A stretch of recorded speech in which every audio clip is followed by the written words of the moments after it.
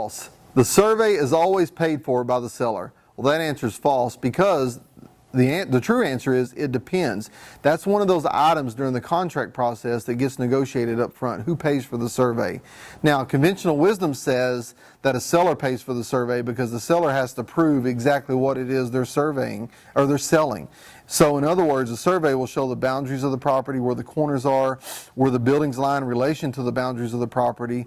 Are there any kind of encroachments on the property? So in other words, is the neighbor's fence actually on your place or vice versa?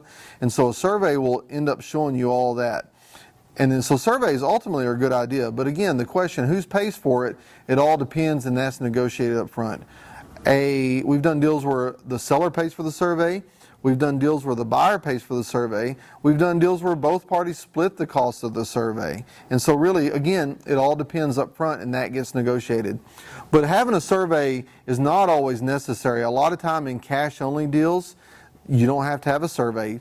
Typically, surveys are required by anybody who's loaning you money to buy a property because as part of their underwriting process, they want to ensure what it is that they're financing for you on your behalf.